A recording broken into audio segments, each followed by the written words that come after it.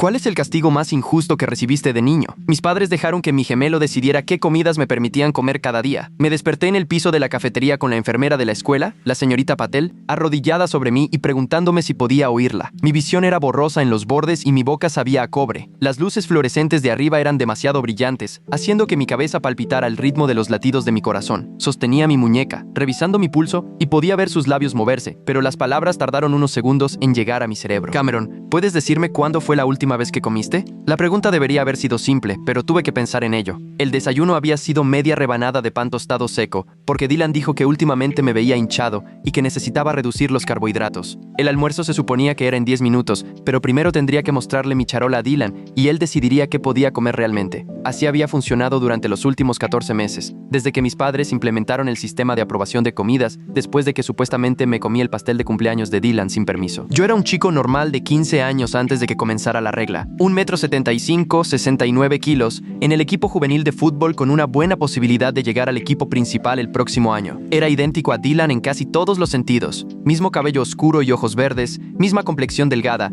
misma cara que hacía que la gente nos mirara 2 veces cuando nos veían juntos. Habíamos pasado toda nuestra vida siendo comparados, siendo tratados como un par, terminando las frases del otro como lo hacen los gemelos en las películas. Pero eso fue antes de que mis padres decidieran que el juicio de Dylan sobre la comida era más confiable que el mío, antes de que le dieran el control total sobre lo que podía comer cada día, porción por porción, comida por comida, antes de que comenzara a desaparecer dentro de mi propio cuerpo mientras mi gemelo decidía si merecía proteínas o verduras o algo más sustancioso que las migajas que él consideraba apropiadas. La señorita Patel me ayudó a sentarme lentamente y vi la multitud de estudiantes que se había reunido, con los teléfonos en alto, filmando mi colapso como si fuera un entretenimiento. Ella los ahuyentó bruscamente y llamó al subdirector. Mi cabeza daba vueltas y mis manos temblaban, lo que se había vuelto normal últimamente, probablemente un bajón de azúcar. Dylan había probado avena para el desayuno de ayer, pero solo 3 cucharadas porque dijo que no había hecho suficientes quehaceres para ganarme un tazón completo. La cena de la noche anterior había sido ensalada, sin aderezo, sin proteínas, porque al parecer había sido grosero con él antes y necesitaba aprender a respetar. El sistema que mis padres habían creado significaba que cada comida requería la aprobación de Dylan, y su aprobación venía con condiciones, restricciones y castigos que no tenían nada que ver con la nutrición y todo que ver con el control. La señorita Patel me tomó la presión arterial y frunció el ceño ante el número que indicaba el aparato. Volvió a preguntar cuándo había comido una comida completa por última vez y no podía recordarlo.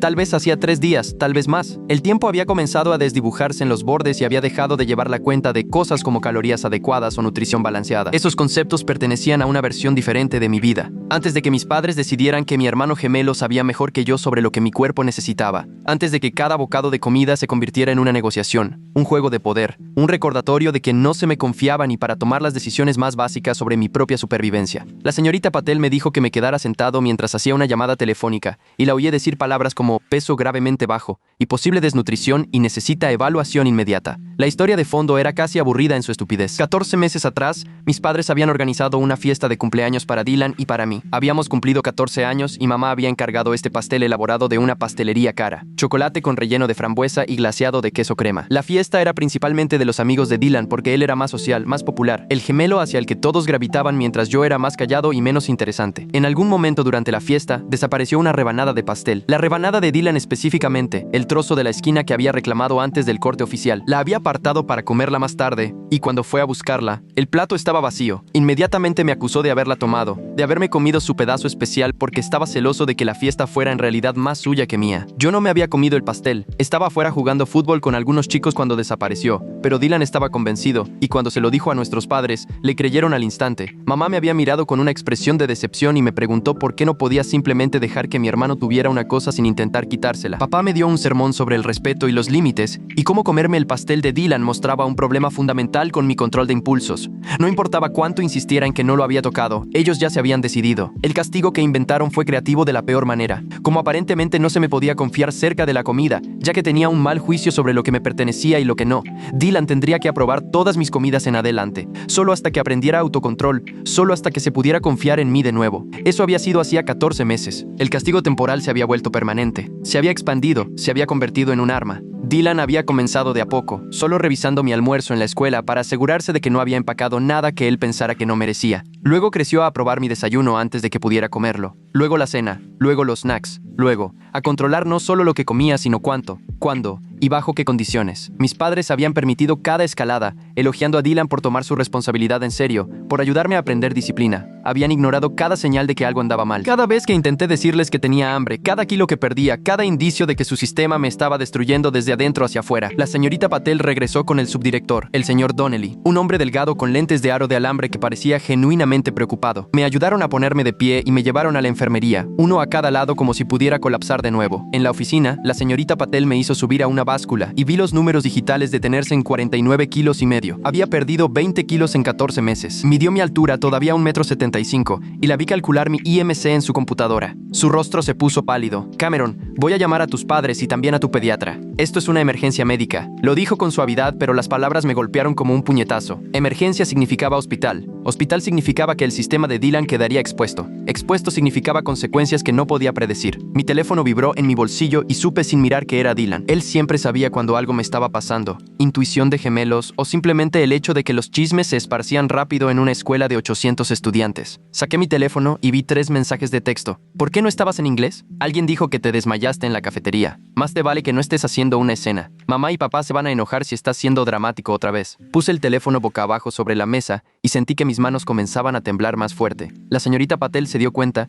y me trajo una cajita de jugo y una barra de granola. Cómete esto. Tu nivel de azúcar en la sangre está peligrosamente bajo. Abrí la barra de granola, pero dudé antes de darle un bocado. Dylan no había aprobado esto. Había dicho específicamente que no habría snacks azucarados esta semana porque había sacado una B en un examen de matemáticas. Comer sin permiso significaba consecuencias. La señorita Patel me vio dudar y su expresión cambió a algo entre confusión y alarma. Cameron, necesitas comerte eso ahora mismo. Su voz se había vuelto aguda, urgente. Le di un bocado y la dulzura en mi lengua fue casi abrumadora después de días de porciones insípidas y restringidas. Mi estómago se acalambró de inmediato, desacostumbrado a la comida de verdad. Comí lentamente, forzándome a terminar a pesar de la incomodidad, y la señorita Patel me observaba como si yo fuera un rompecabezas que intentaba resolver. Cuando dijiste que necesitabas consultar con tu hermano antes, ¿a qué te referías? No me di cuenta de que lo había dicho en voz alta. Las palabras debieron habérseme escapado cuando me ofreció el snack por primera vez. No es nada, solo una cosa de familia. Ella se inclinó hacia adelante, sus ojos oscuros e intensos. Cameron, he sido enfermera escolar por 19 años. Sé cómo lucen las cosas de familia y sé cómo lucen los trastornos alimenticios. ¿Qué está pasando en casa?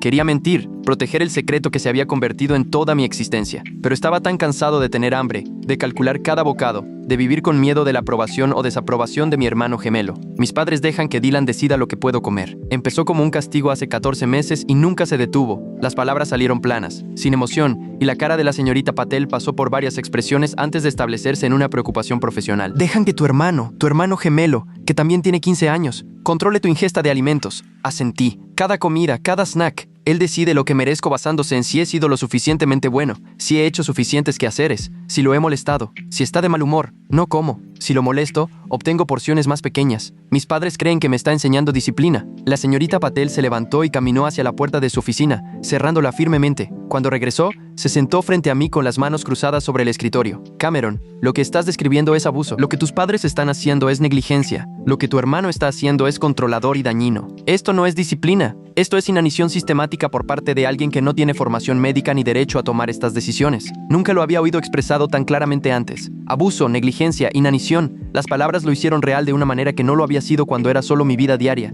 Creen que me están ayudando a aprender autocontrol. La señorita Patel negó con la cabeza. Están ayudando a tu hermano a torturarte. Y estoy legalmente obligada a reportar esto. Voy a llamar a servicios de protección infantil ahora mismo y luego voy a llamar a tu pediatra. No vas a ir a casa hasta que alguien con autoridad real haya evaluado esta situación. La llamada a mis padres fue más o menos como esperaba. Mamá llegó 30 minutos después, vestida con su ropa de agente de bienes raíces y con aspecto molesto por haber sido sacada del trabajo. Entró en la enfermería ya a la defensiva. ¿Qué es esto de que Cameron está inventando historias? La escuela llamó y dijo que había algún tipo de emergencia, pero Cameron siempre ha sido dramático cuando quiere atención. La señorita Patel se puso de pie, su comportamiento profesional firmemente establecido. Señora Holloway, su hijo colapsó por lo que parece ser desnutrición severa. Su IMC es críticamente bajo y ha perdido más de 18 kilos en el último año. Esto no es ser dramático, es una crisis médica. La cara de mamá se puso roja. Eso es ridículo. Cameron come mucho. Solo ha estado haciendo más ejercicio, poniéndose saludable. Su hermano lo ha estado ayudando a tomar mejores decisiones alimenticias. La señorita Patel sacó una gráfica que había estado compilando. Mediciones de crecimiento de mis exámenes físicos escolares anuales de los últimos 5 años. Le mostró a mi madre la progresión. Crecimiento constante durante la secundaria, luego una fuerte caída comenzando exactamente hace 14 meses. Esto no es una pérdida de peso saludable. esto es inanición.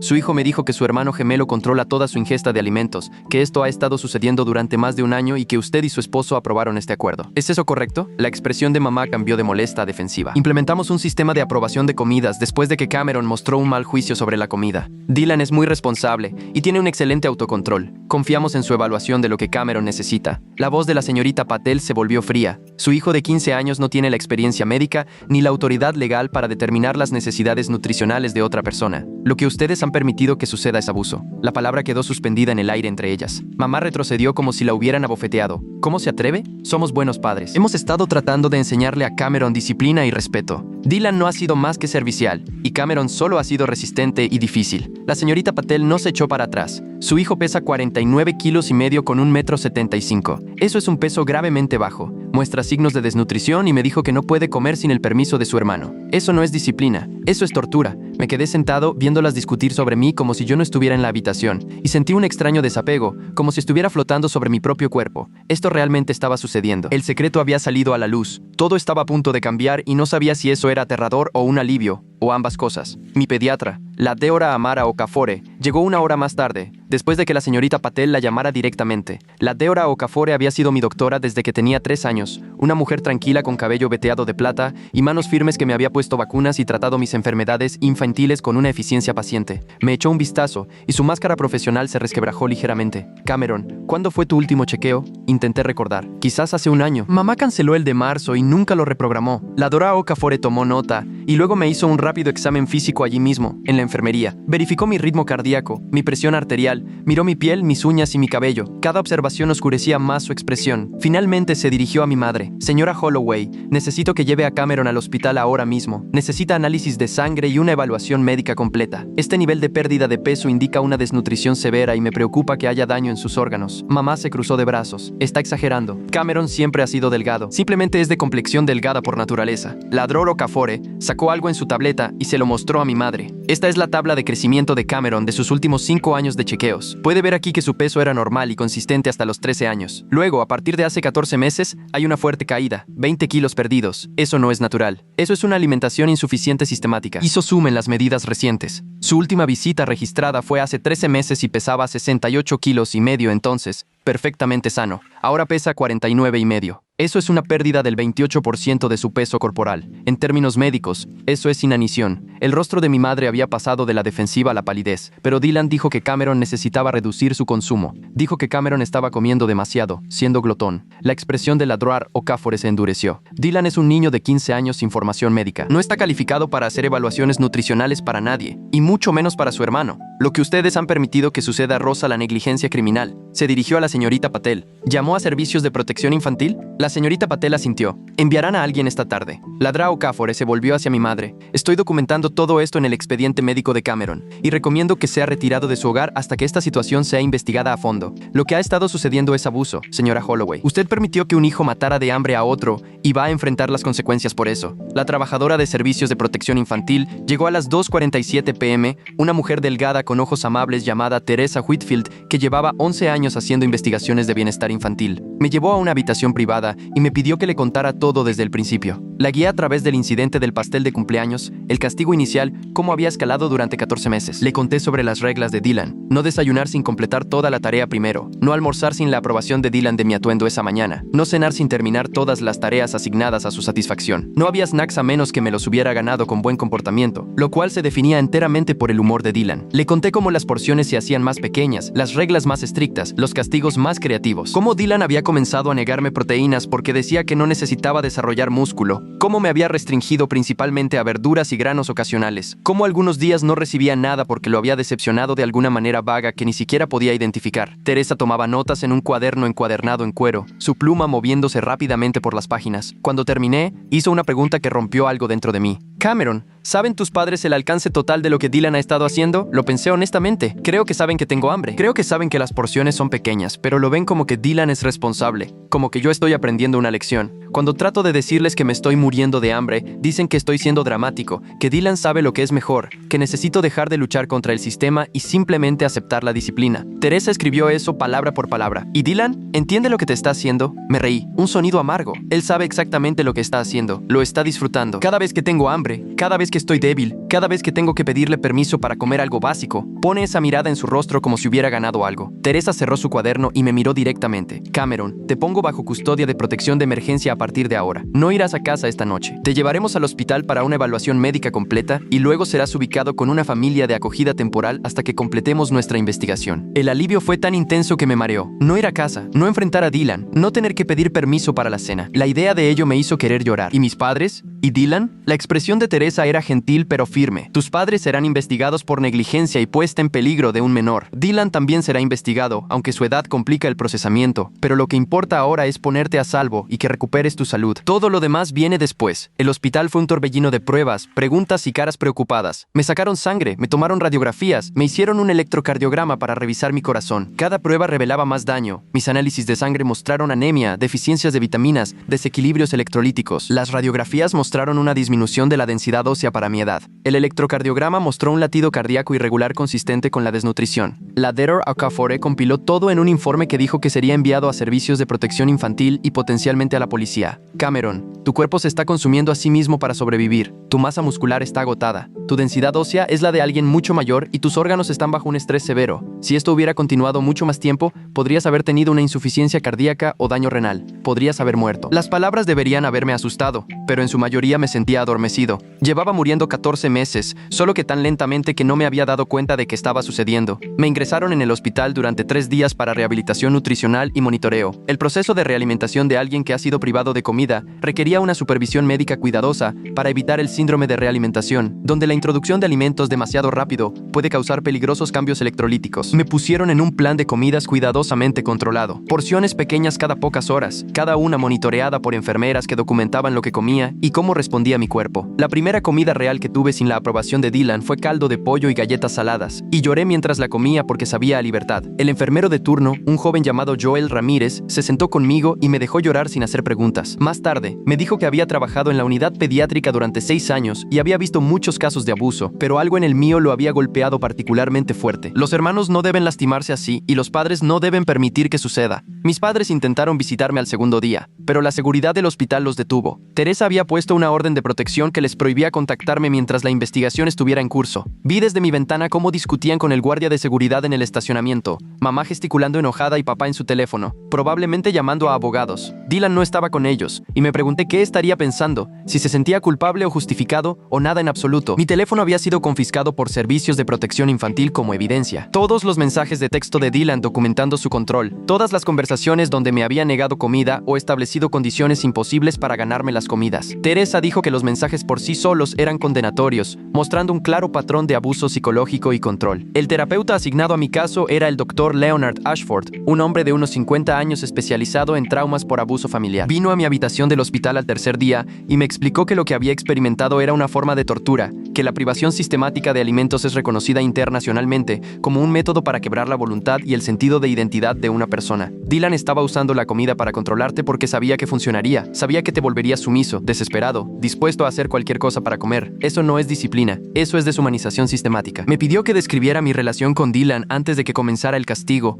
y me di cuenta de que no podía recordar la última vez que habíamos sido cercanos. El vínculo de gemelos del que todos hablaban había sido reemplazado por esta jerarquía donde Dylan tenía todo el poder y yo no tenía ninguno. El Dr. Ashford me dio un diario y me pidió que documentara todo lo que pudiera recordar de los últimos 14 meses. Cada comida negada, cada restricción, cada castigo disfrazado de guía nutricional. Llené 30 páginas en 2 días y leerlo de nuevo me hizo entender cuán completamente me habían quebrado. Había comenzado a llevar la cuenta de las calorías en mi cabeza, calculando si había ganado suficientes puntos con buen comportamiento para merecer proteínas o carbohidratos. Había desarrollado rituales en torno a la comida, formas de hacer que las porciones pequeñas duraran más, técnicas para ignorar el hambre. Había dejado de abogar por mí mismo por completo, aceptando las decisiones de Dylan como autoridad absoluta. El Dr. Ashford leyó mis entradas del diario y me dijo que había desarrollado lo que los psicólogos llaman indefensión aprendida, donde el abuso prolongado te enseña que la resistencia es inútil, por lo que dejas de intentarlo incluso cuando surgen oportunidades. La familia de acogida con la que Teresa me ubicó era una pareja de unos 40 años llamados Michael y Ruth Donovan,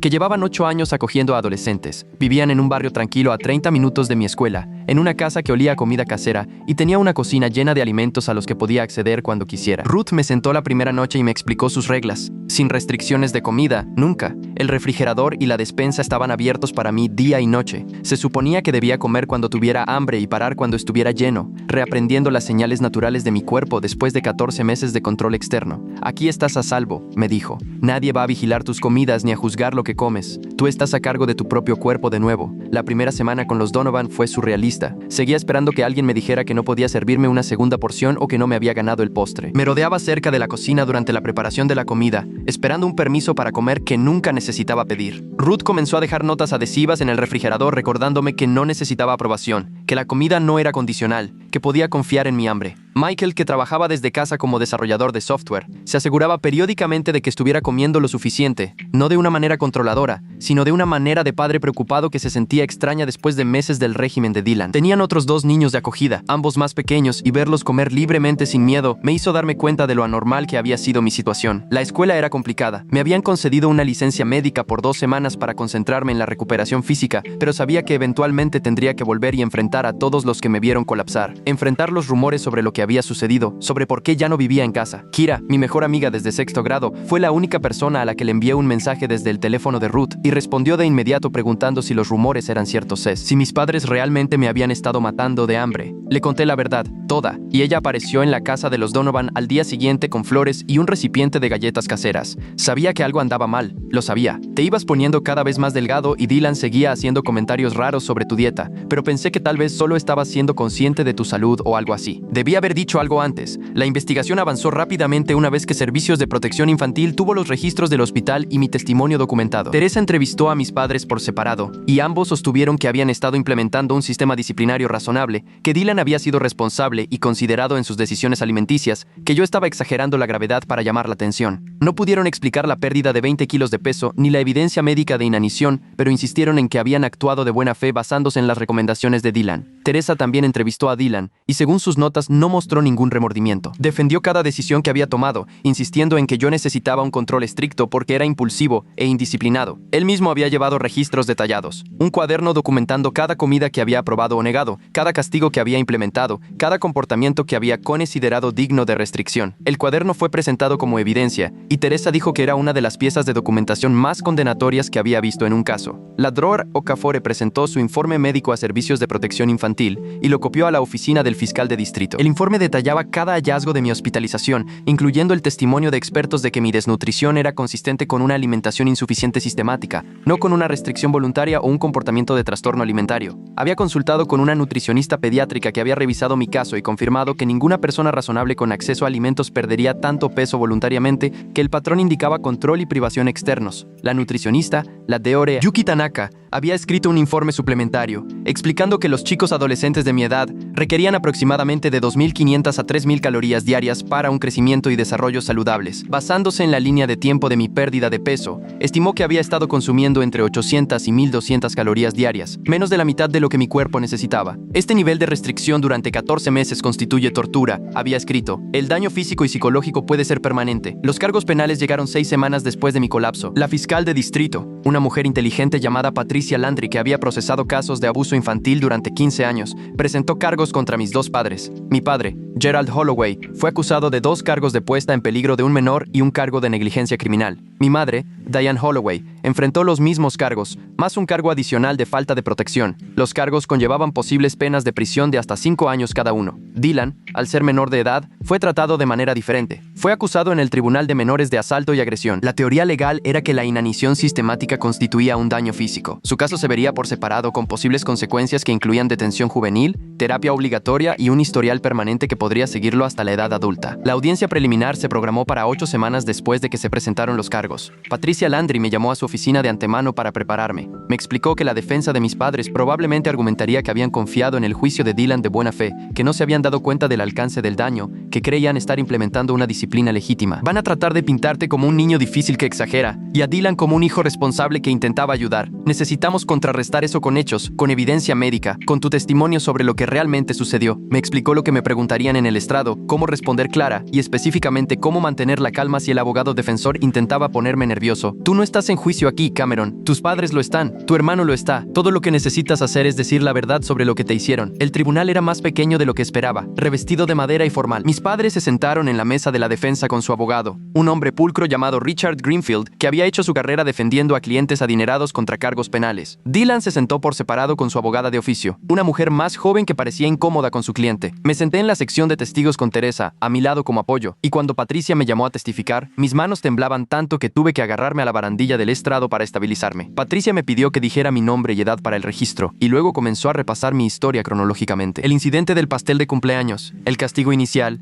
la escalada durante 14 meses, las reglas específicas que Dylan había implementado, los efectos físicos y psicológicos de la privación sistemática de alimentos. El contrainterrogatorio de Richard Greenfield fue exactamente como Patricia me había advertido. Me preguntó si alguna vez me habían diagnosticado un trastorno alimentario, si alguna vez había restringido mi propia ingesta de alimentos voluntariamente, si tenía tendencia a comportamientos dramáticos o a buscar atención. Respondí cada pregunta directamente, explicando que había sido evaluado por múltiples profesionales médicos que no habían encontrado evidencia de patología de trastorno alimentario, que mi pérdida de peso era entiermen atribuible a la restricción externa, que mi supuesto comportamiento dramático eran en realidad respuestas razonables a estar siendo privado de comida. Greenfield intentó sugerir que Dylan había estado tratando de ayudarme a desarrollar hábitos alimenticios más saludables, que tal vez yo había malinterpretado sus intenciones. Patricia objetó de inmediato, argumentando que la evidencia médica hacía que las intenciones fueran irrelevantes. El juez aceptó la objeción e instruyó al jurado a ignorar la especulación de Greenfield. La Drora Okafor testificó a continuación, presentando la evidencia médica con detalles claros y devastadores. Mostró las tablas de crecimiento, los resultados de los análisis de sangre, los escaneos de densidad ósea. Explicó lo que cada hallazgo significaba en términos de desnutrición y alimentación insuficiente sistemática. Declaró inequívocamente que mi condición no era autoinfligida,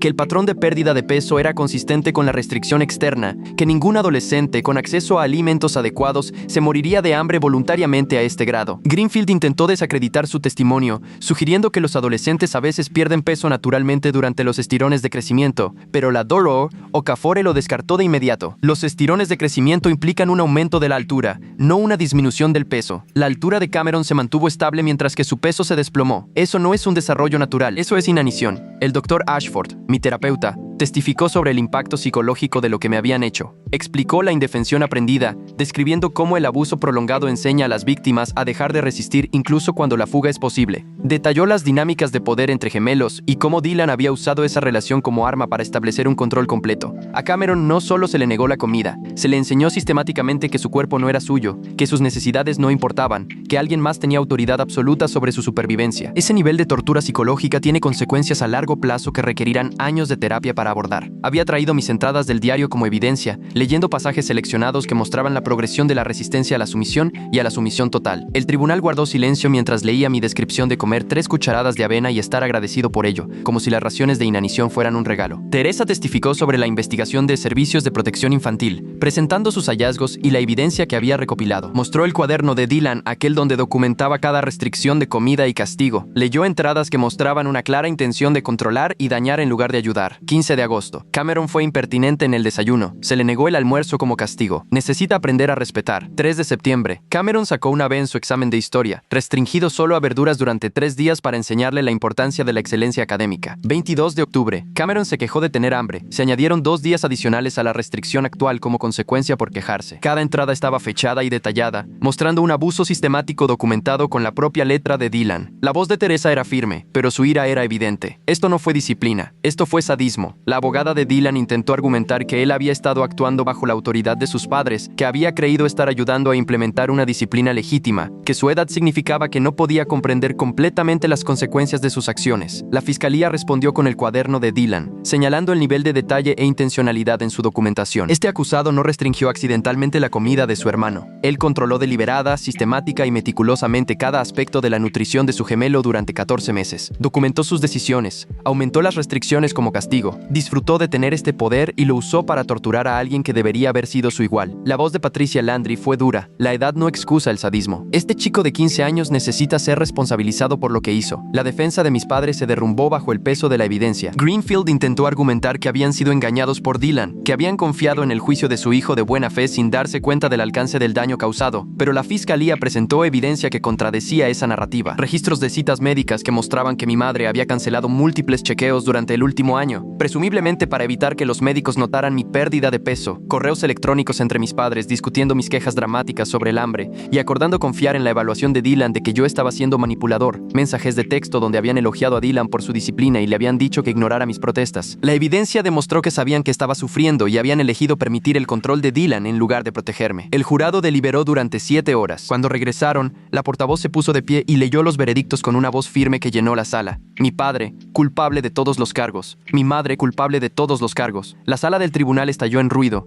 Mi madre sollozando. Mi padre sentado con la cara de piedra. Dylan con una mirada confundida como si no pudiera entender por qué todos estaban tratando esto como algo serio. La sentencia se programó para 6 semanas después y Patricia me dijo que recomendaría las penas máximas. Tus padres permitieron la tortura. Merecen enfrentar consecuencias reales. También estaba presionando para que Dylan fuera juzgado como adulto si era posible, aunque su edad lo complicaba. Como mínimo, lo quería en detención juvenil con terapia intensiva obligatoria y un historial permanente que lo siguiera. La audiencia de sentencia incluyó declaraciones de impacto de la víctima. La Dora Okafor escribió una carta detallando el daño físico permanente que había sufrido, incluida la pérdida de densidad ósea que me afectaría de por vida y posibles problemas cardíacos a largo plazo por la desnutrición prolongada. El Dr. Ashford escribió sobre las cicatrices psicológicas, los problemas de confianza, los problemas de control, el daño en las relaciones que requeriría años de terapia. Escribí mi propia declaración, leyéndola en voz alta en el tribunal, mientras mis padres se sentaban en la mesa de la defensa evitando mi mirada. Les hablé de los días en que tenía tanta hambre que no podía pensar con claridad en clase, de las noches en que me quedaba despierto con calambres en el estómago, mirando el techo y preguntándome si así sería mi vida ahora, del momento en que me di cuenta de que mi propia familia valoraba más el control de Dylan que mi supervivencia. Les dije que habían roto algo fundamental en mí, que nunca volvería a confiar de la misma manera, que me habían enseñado que mi cuerpo no era mío para controlarlo. La jueza, una mujer severa llamada Margaret Olson, que llevaba 20 años en el estrado, dictó sentencias que fueron más duras de lo que la fiscalía había solicitado. Mi padre recibió 4 años en una prisión estatal. Mi madre recibió 5 años debido a su cargo adicional de falta de protección. Ambos estarían obligados a completar clases para padres y terapia durante su encarcelamiento, y al ser liberados, estarían sujetos a 5 años de libertad condicional sin contacto conmigo a menos que yo lo iniciara. También serían incluidos en el registro estatal de abuso infantil, que lo seguiría permanentemente. La voz de la jueza Olson fue fría mientras dictaba las sentencias. Se les confió el cuidado y la protección de sus hijos. Fracasaron catastróficamente, permitiendo que un hijo torturara a otro durante más de un año. El daño que han causado es profundo y potencialmente permanente. Estas sentencias reflejan la gravedad de sus crímenes. El caso de Dylan, en el Tribunal de Menores, resultó en 18 meses en un centro de detención juvenil con terapia obligatoria 3 veces por semana. Su abogada había argumentado a favor de la libertad condicional y el servicio comunitario, pero el juez de su caso había revisado la evidencia y determinado que la detención era necesaria tanto para el castigo como para una rehabilitación intensiva. Este acusado demostró una crueldad calculada durante un periodo prolongado. Necesita entender que controlar el acceso de otra persona a la comida no es disciplina, es abuso. Necesita una intervención intensiva para evitar que se convierta en un adulto que cree tener derecho a controlar a los demás. Dylan también estaría obligado a completar la preparatoria a través del programa educativo del centro de detención y tendría un historial juvenil que, aunque sellado, afectaría sus oportunidades futuras. La cobertura mediática fue intensa e implacable. Los medios locales recogieron la historia, publicando titulares sobre la tortura entre gemelos y padres que permitieron la inanición. El consejo escolar inició una investigación sobre por qué mi condición deteriorada no se había notado antes, por qué varios maestros y administradores me habían visto perder peso y no habían reportado sus preocupaciones. La señorita Patel, la enfermera escolar que finalmente intervino, dio entrevistas defendiendo sus acciones y criticando el sistema que había permitido que un estudiante fuera sistemáticamente privado de comida, sin que nadie se diera cuenta hasta que colapsó. La cobertura hizo que otras familias se presentaran, padres compartiendo historias de abuso entre hermanos que habían permitido o no habían logrado detener, creando una conversación más amplia sobre cómo la dinámica familiar podía ocultar daños graves. Terminé mi segundo año en una preparatoria diferente cerca de la casa de los Donovan, comenzando de nuevo donde nadie conocía mi historia. Los Donovan me habían adoptado oficialmente 6 meses después de ser retirado de la casa de mis padres, dándome estabilidad y una familia que no condicionaba el amor a la obediencia o el control. Ruth me había enseñado a cocinar, ayudándome a reconstruir una relación saludable con la comida comida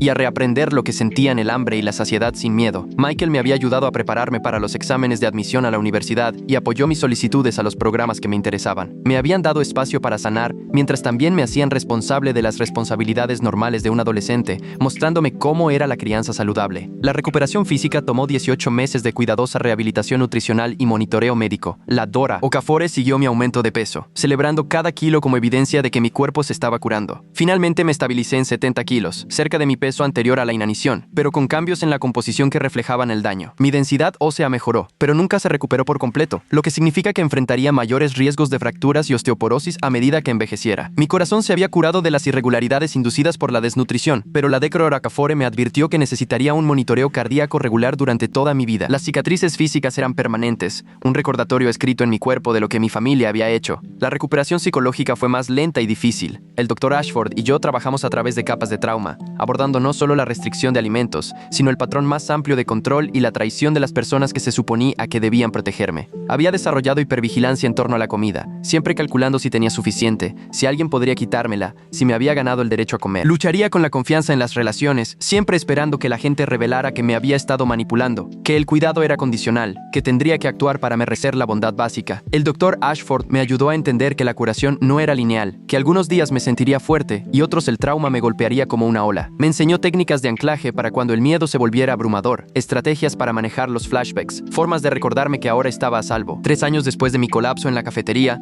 testifiqué ante un comité legislativo estatal que consideraba nuevas leyes sobre el abuso entre hermanos y la responsabilidad parental. Tenía 18 años, legalmente un adulto, preparándome para la universidad y decidido a hacer algo significativo con lo que había sobrevivido. El comité me había invitado después de que Patricia Landry se comunicara, sugiriendo que mi historia podría ayudar a impulsar una legislación que requiriera a las escuelas informar sospechas de negligencia de manera más agresiva y creando un lenguaje legal específico sobre el abuso entre hermanos. Les conté sobre los 14 meses de inanición sistemática, sobre cómo el sistema no había logrado protegerme hasta que casi muero, sobre cómo mis padres habían enfrentado consecuencias, pero muchos otros no lo harían porque las leyes actuales tenían lagunas. La legislación se aprobó 8 meses después, creando requisitos de notificación obligatoria para el personal escolar que observara cambios de peso significativos en los estudiantes, exigiendo a servicios de protección infantil que investigara la dinámica entre hermanos en los casos de abuso y estableciendo penas penales específicas para los padres que permitieran que un hijo dañara a otro. La ley fue apodada la Ley Cameron en la cobertura de noticias, aunque había pedido que no usaran mi nombre. No quería ser definido por lo que me habían hecho, pero quería que la ley existiera para que otros niños no tuvieran que colapsar antes de que alguien interviniera. Patricia llamó para felicitarme cuando se aprobó, diciéndome que había ayudado a crear un cambio real a partir de circunstancias terribles. Vi a Dylan una vez más, 3 años después de su detención. Había sido liberado y vivía en un hogar grupal, con la terapia ordenada por el tribunal continuando. Había aceptado una reunión mediada con el Dr. Ashford presente, no porque quisiera una reconciliación, sino porque quería ver si entendía lo que había hecho. Se sentó frente a mí en la pequeña sala de conferencias, luciendo más delgado de lo que recordaba, su cabello más largo, sus ojos sin encontrar los míos. El mediador le preguntó si tenía algo que quisiera decirme. Dylan guardó silencio durante mucho tiempo, y cuando finalmente habló, su voz era plana. Pensé que estaba ayudando. Pensé que necesitabas disciplina. Estaba equivocado. Las palabras eran ensayadas, claramente de la terapia, y se sentían vacías. Le pregunté si había disfrutado tener ese poder sobre mí, si controlar mi comida lo había hecho sentir importante. Se estremeció y miró al Dr. Ashford como si quisiera permiso para no responder. A veces, admitió finalmente, se sentía bien que dependieras de mí, que tuvieras que pedirme permiso. No pensaba en cuánto te estaba lastimando. La honestidad fue peor que la negación, confirmando que una parte de él lo había sabido y no le había importado. Salí de esa reunión con más claridad que antes. Dylan no era un monstruo, solo una persona a la que se le había dado un poder que no debería haber tenido, y lo había usado cruelmente porque podía. Mis padres tampoco eran monstruos, solo personas que habían elegido la conveniencia y el control por encima de la protección de su hijo. Entender eso no me hizo perdonarlos, pero me ayudó a dejar de esperar una dramática confrontación donde se dieran cuenta de la profundidad de su fracaso y rogaran por perdón. Eran capaces de racionalizar cualquier cosa, de hacerse las víctimas en narrativas donde habían infligido daño. No necesitaba su reconocimiento para sanar. Necesitaba construir una vida que fuera mía, libre de su control, moldeada por mis elecciones y no por sus restricciones. La universidad fue una libertad que nunca había imaginado. Fui a una universidad estatal a 4 horas de casa, estudiando psicología con un enfoque en sistemas familiares y dinámicas de abuso. Quería entender cómo las familias podían volverse tan disfuncionales que la tortura pareciera una disciplina razonable, cómo los hermanos podían convertirse en enemigos, cómo el amor podía coexistir con la crueldad. Mis profesores estaban impresionados por mi perspicacia en la dinámica familiar, sin saber que provenía de la experiencia vivida, hasta que escribí un trabajo de investigación en mi tercer año sobre el abuso entre hermanos. Presenté en una conferencia de psicología esa primavera, discutiendo los efectos a largo plazo de la privación sistemática en el desarrollo adolescente, y varios asistentes se me acercaron después para compartir sus propias experiencias. Me di cuenta de que mi historia no era tan única como había pensado, que la disfunción familiar tomaba muchas formas, pero a menudo implicaba desequilibrios de poder y permisividad. Me gradué con honores y fui aceptado en un programa de doctorado en psicología clínica. Mi disertación se centró en la recuperación del trauma familiar, examinando cómo los sobrevivientes reconstruían la confianza y la identidad después del abuso sistemático por parte de parientes. Entrevisté a docenas de personas que habían experimentado diversas formas de abuso familiar, y sus historias me convencieron de que la curación era posible, pero requería reconocer la verdad completa de lo que había sucedido. Me mantuve en contacto con los Donovan, quienes vinieron a mi graduación y lloraron cuando crucé el escenario. Ruth me dijo que siempre había sabido que haría algo significativo con mi vida, que sobrevivir a lo que había sobrevivido requería una fuerza que la mayoría de la gente nunca tuvo que desarrollar. Michael me recordó que la fuerza no era lo mismo que la invulnerabilidad, que pedir ayuda cuando la necesitaba seguía siendo importante. Incluso años después del trauma, 10 años después de mi colapso en la cafetería, abrí una práctica privada especializada en trauma familiar y abuso entre hermanos. Trabajé con adolescentes que habían sido heridos por hermanos o hermanas, ayudándolos a entender que el abuso no era su culpa, que las familias a veces fallaban catastróficamente, que sanar significaba construir nuevas definiciones de lo que la familia y la confianza podían significar. Trabajé con padres que habían permitido el daño sin darse cuenta, ayudándolos a enfrentar sus fracasos y a enmendarse si sus hijos estaban dispuestos. Testifiqué como perito en casos de abuso, ayudando a los tribunales a comprender la dinámica de la violencia entre hermanos y la negligencia parental. Cada cliente que ayudé se sintió como reclaiming poder de lo que Dylan y mis padres me habían hecho. Nunca me reconcilié con mis padres. Cumplieron sus sentencias y fueron liberados bajo libertad condicional, mudándose a un estado diferente donde nadie conocía su historia. Enviaban cartas ocasionalmente, intentos torpes de conexión que siempre evitaban asumir una responsabilidad real por lo que habían permitido. Las leí una vez y las archivé. Ya no enojado, pero no interesado en pretender que podíamos reconstruir algo que se había roto fundamentalmente. Algunas relaciones no merecían ser salvadas, y el vínculo entre padres e hijos no era sagrado si los padres habían fallado en su deber más básico. En cambio, había construido una familia elegida, personas como los Donovan, Kira y el Dr. Ashford, que me habían mostrado cómo era el cuidado sin condiciones. Dylan y yo no tuvimos contacto después de esa única reunión mediada. Lo rastreé ocasionalmente a través de conocidos mutuos, enterándome de que había tenido dificultades para terminar la preparatoria.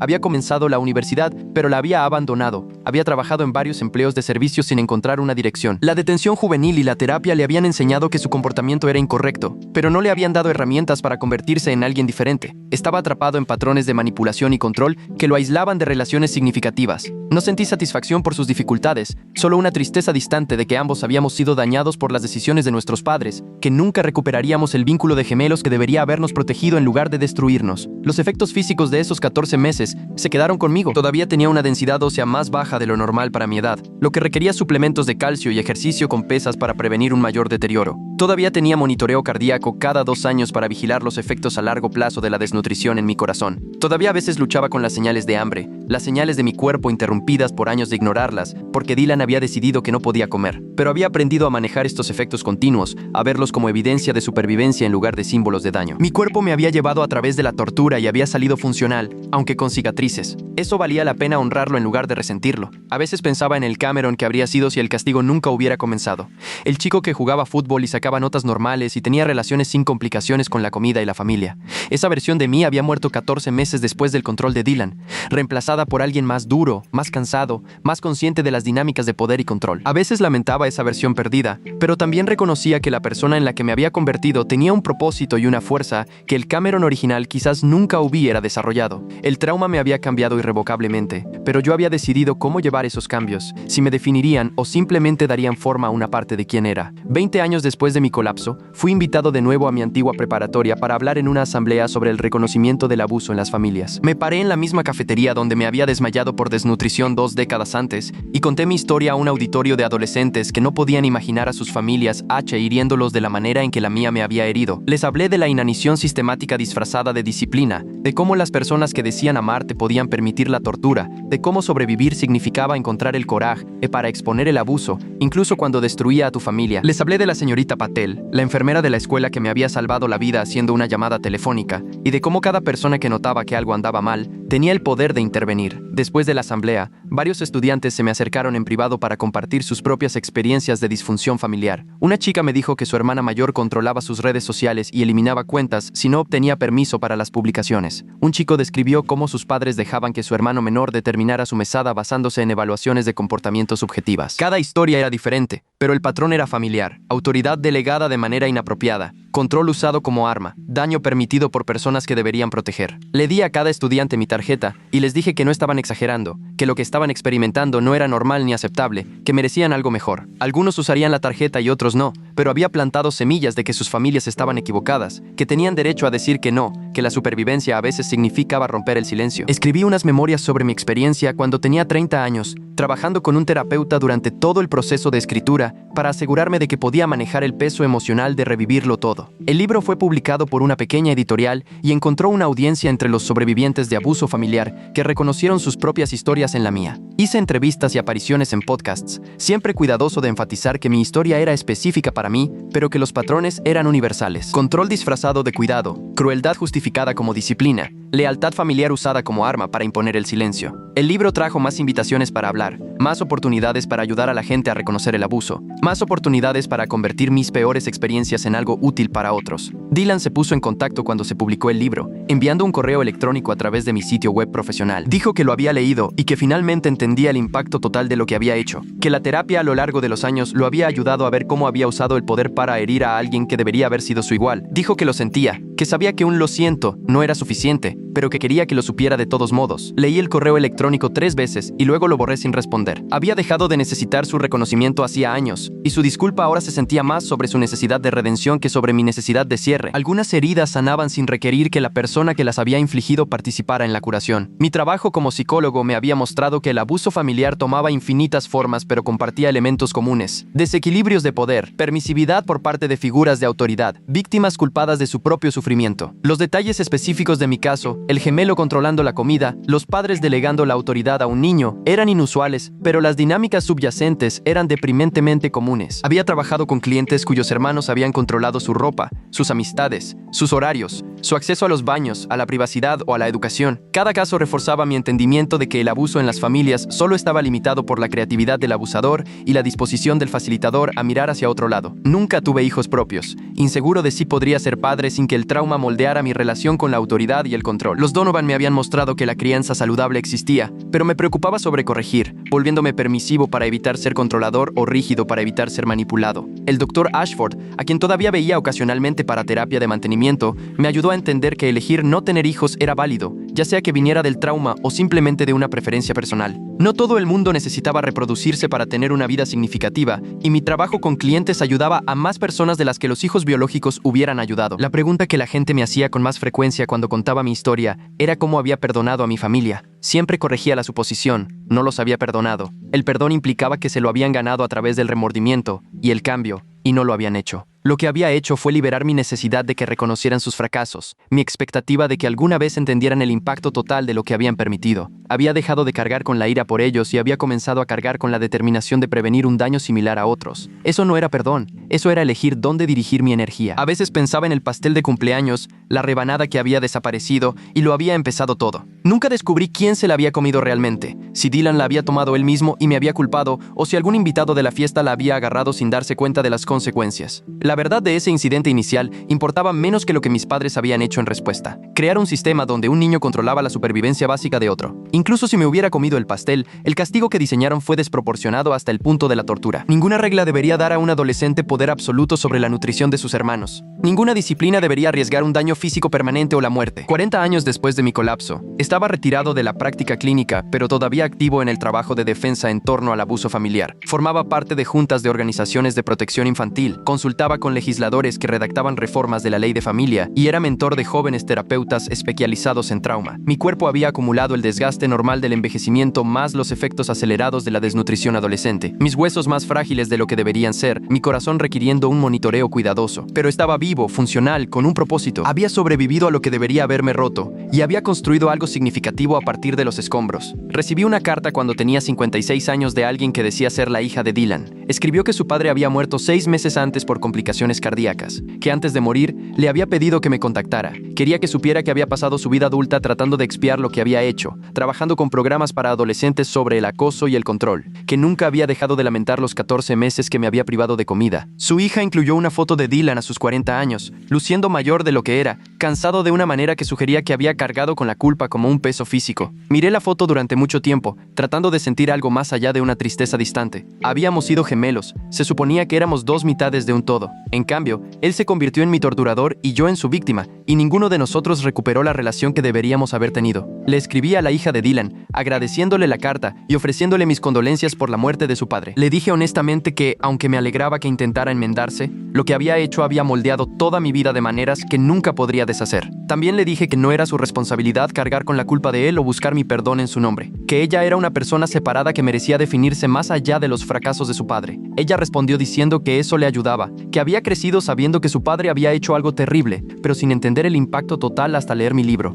Intercambiamos algunas cartas más, pero nunca nos conocimos en persona. Algunas conexiones no estaban destinadas a ser cercanas. Mis padres habían muerto con meses de diferencia cuando yo tenía casi 50 años. Su salud destruida por la prisión, la edad y el peso de vivir con lo que habían permitido. Ninguno me había contactado en sus últimos años, aceptando que la reconciliación no era posible o no era deseada. Sentí alivio cuando recibí las notificaciones. Un alivio culpable de que nunca tendría que lidiar con otra carta incómoda o preguntarme si debía asistir a sus funerales. No fui. Ruth me preguntó si estaba seguro y le dije que estaba seguro. Dejaron de ser mis padres el día que dejaron que Dylan decidiera si podía comer. Todo lo que vino después fue solo una formalidad legal. De pie en mi oficina a los 60, mirando las paredes cubiertas de títulos, reconocimientos y fotos de clientes que habían seguido adelante hacia vidas saludables, pensé en el Cameron de 15 años tirado en el suelo de la cocina, esperando permiso para comer. Pensé en lo asustado que estaba, lo pequeño, lo convencido de que merecía el castigo porque los adultos seguían diciendo que sí. Quería viajar en el tiempo y decirle que sobreviviría, que las personas que decían amarlo estaban catastróficamente equivocadas, que su cuerpo era suyo y nadie tenía derecho a controlar su acceso a la comida ni a nada más. Quería decirle que la justicia llegaría imperfecta y tardía, pero real, que encontraría una familia en personas que eligieran cuidarlo en lugar de personas que compartieran su sangre, que las cicatrices permanecerían, pero no lo definirían. Pero no podía alcanzar a ese chico excepto a través del trabajo que hacía con otros como él. Los adolescentes que llegaban a mi consulta cargando sus propias heridas infligidas por la familia. Cada uno era una oportunidad para ayudar a alguien a escapar más rápido que yo, para validar sus experiencias cuando sus familias las negaban, para ser testigo de su verdad cuando todos los demás los llamaban mentirosos. Cada caso exitoso era el Cameron de 15 años recibiendo la intervención que necesitaba desesperadamente. Cada cliente que se iba más fuerte era la prueba de que lo que me habían hecho podía transformarse en protección para otros. El castigo más injusto que recibí fue que mis padres dejaran que mi gemelo decidiera qué comidas me permitían comer cada día. 14 meses de inanición sistemática que dañaron permanentemente mi cuerpo y alteraron fundamentalmente mi psicología. Pero lo sobreviví, lo expuse, ayudé a otros a escapar de situaciones similares. El castigo había sido profundamente injusto. Lo que construí a partir de sobrevivir fue justicia, imperfecta pero real, ganada con esfuerzo y duradera. Si llegaste hasta aquí, dale like, te lo has ganado.